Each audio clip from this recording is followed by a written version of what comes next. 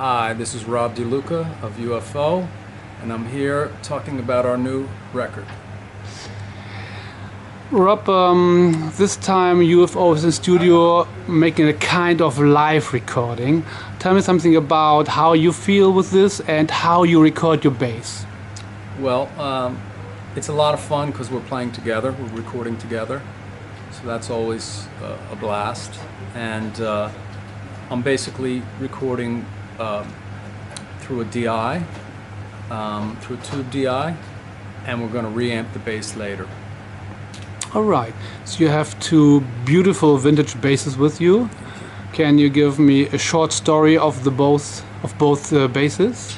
Well, the first one is a Fender Precision 1966 that I've had for most of my life, that I've used on most records that I've done. And the second is a 1979 Gibson Thunderbird Natural Color that I've used on this record also, and that I use for live with UFO almost all the time, pretty much all the time.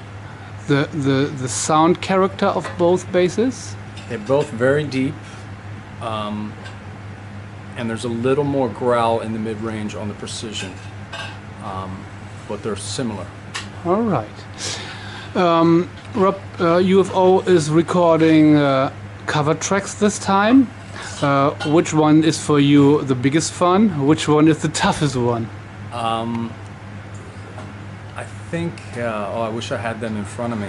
I think the biggest fun, I think, was Paper and Fire by John Cougar, which I wouldn't expect that to be the top choice, but it is. I also like Robin Trower a lot, which we did a Robin Trower song. The toughest one, I think, would probably be The Doors, Break On Through, and should I say that? Yeah, all right, okay. I mean, doing cover tracks, is it always a learning process for a musician, because you dive into the world of another musician? Well, I did learn a lot, because originally I would listen to what's on the recording, and then I would see how I could make it my own slightly without making it alien, you know? So I really did learn a lot, I think. Mm-hmm. Okay. Is there one song in specific that you could learn most of in this case? I mean, is there one specific song on the UFO cover album where you would say, this song surprised me? Well, there's a couple songs, maybe not bass-wise, but there's a couple songs as a song surprised me. We did an Animals song and a Yardbirds song, and they're very old. They're from the '60s, and they sound so good. So it surprised me in a really nice way. All right. Okay. Thank you very much. My pleasure. We are in Hannover. We are here in Hannover. You're recording with UFO. Tell me something about the studio and the way you record the new UFO album. Okay, we're here at the big house in a very hot room. We picked the hottest week of the summer to be here, as usual, and we've been working really hard. We decided to track this one together live as much as we could. So as you see, the drums are set up. Andy's playing drums, and this is my little area. Okay. And I've been playing through headphones all week, wearing earplugs even under the headphones. Right. And Rob has been over there on that side, playing bass. Okay. And Paul has actually been in the control room, keyboards, playing from in there. Okay. And so we've been just deciding on songs, rehearsing, going through arrangements, and laying down like about 2-3 songs a day. Okay. And we have 12 at this point, and all the basic tracks are finished. And so now it's time to do some solo overdubs and to get Phil to sing, and also some keyboard overdubs. So we're about halfway through. Okay, and you have your favorite guitar with you. Yes, this is my Dean signature model. I have about 6 or 7 of these, but for some reason the red one has become my favorite.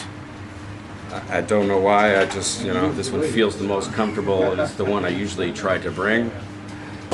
And I had brought it here because we're coming back in August to do some more shows.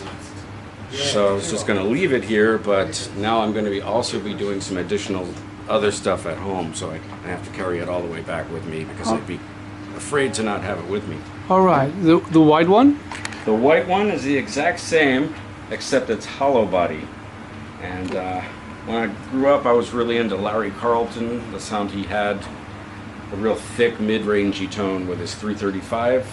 And I was also into Ted Nugent, who had the hollow body, the Birdland. And I thought, wouldn't it be cool to take my guitar, Strat style, and try the hollow body thing with that and see how it sounds. And it's sounding really good. It's working out well. It's got a real mid-range, thicker sound. I don't know if it sounds any better with me playing it, but you know, in general, it has a thicker sound. And I went back to a more retro-looking headstock on this one. I thought it looked more classy with the hollow body, the F-holes. It's a cool looking guitar, All right. Where my regular model has the more kind of hard rock, heavy metal looking headstock. I thought that one kind of fit better with the hollow body. All right.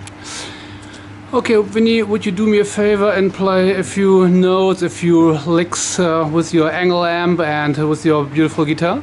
Okay. Which key would you like? So, you know, I have it set up for a pretty crunchy sound.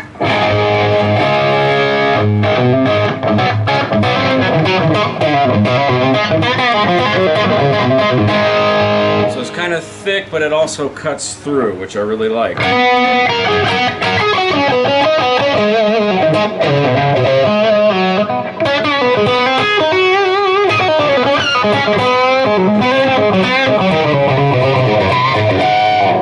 Yeah, I don't even think I have the gain boost on. You got pretty good distortion even without that. You want to go into full gain, a lot more compression.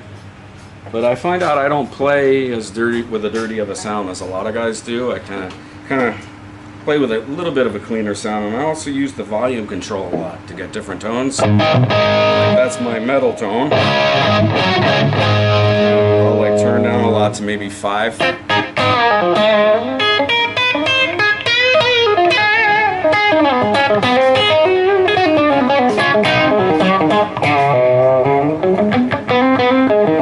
I also use the pickup switch a lot. Maybe this pickup, and on this record I've also found that I've been using, I rewired this one night in my hotel room. I was kind of bored and I wanted to experiment and come up with some new things, try some new things. So this pickup is not even on anymore. This is just a 3-way switch now. I put a new switch in. In the middle position, you just have these two. And I also added this switch, which turns this pickup from series to parallel. So here, with it down, it's a regular humbucker. And when I flick it up, it puts these coils in parallel. So it almost has like a Stratocaster type of tone, which is, you know, interesting to have. And when you go to the middle position, so you have this, and then you have this pickup with the coils in parallel, so that's an altogether different sound too. Because I don't tend to use those in-between positions a lot, you know, these two pickups together and then these two pickups together. I do with my Stratocaster, but not with this, so, you know, I experiment with something new, so. All right. I've modified my signature guitar. Okay, Vinnie, thank you very much. All right, thank you.